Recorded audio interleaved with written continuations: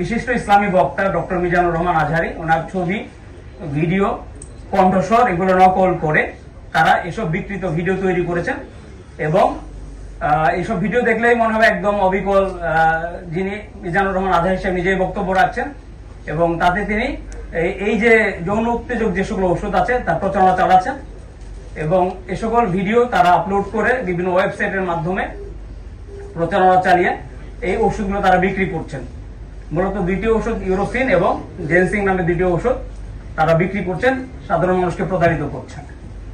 ইতিমধ্যে আমরা দুটি বিশেষ জায়গাতে আমরা অভিযান চালিয়েছি, বিশেষ করে চট্টগ্রামে বাইজিদ বোস্তামি থানাধীন শেরশাহ কলোনির ঈদগাহ মাঠের পাশের একটি বাসা, যেখানে আমরা অভিযান চালিয়ে 9 জনকে আমরা গ্রেপ্তার করেছি এবং সেখান থেকে বিপুল পরিমাণ ইলেকট্রনিক সরঞ্জাম, বিশেষ করে ল্যাপটপ 11টি ল্যাপটপ, স্মার্ট মোবাইল ফোন 13টি, ফিচার মোবাইল ফোন 34টি, পেন ড্রাইভ 2টি এবং 21টি সিম কার্ড আমরা সেখান থেকে উদ্ধার করতে বা জব্দ করতে সমর্থ হয়েছি।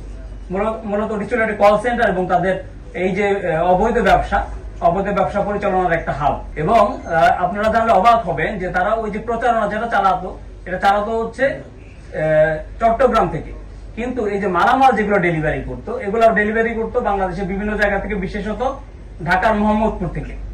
এবং এরই অংশ হিসেবে আমরা ঢাকার মোহাম্মদপুর থেকে আরো একজনকে আটক করি যে গোডাউনের দায়িত্বে ছিল এবং মূলত কুরিয়ার সার্ভিসে, অর্থাৎ 2টি কুরিয়ার সার্ভিস, মূলত স্ট্রিট ফাস্ট এবং পাঠাও 2টি কুরিয়ারের মাধ্যমে এই যে যারা এর অর্ডার করতেন মালামালগুলো, তাদের কাছে এই মালামালগুলো মূলত পৌঁছে দিতেন ক্যাশ অন ডেলিভারিতে। সেখান থেকে আমরা একজনকে আটক করেছি এবং বিপুল পরিমাণ এই যে অবৈধ যৌন উত্তেজক যে ওষুধ সেগুলো আমরা জব্দ করেছি।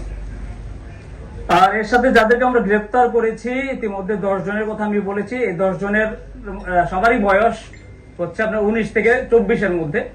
এর মধ্যে প্রধান যিনি ব্যক্তি সারাবত হোসেন, অর্থাৎ অর্গানাইজার, সে হচ্ছে মূলত প্রযুক্তি সম্পর্কে তার সামান্য পড়াশোনা আছে এবং সে ওয়েব ডিজাইন করতে পারে। ফেসবুক সহ বিভিন্ন সামাজিক যোগাযোগ মাধ্যমে এই প্রচারণাগুলো তারা চালিয়ে থাকে।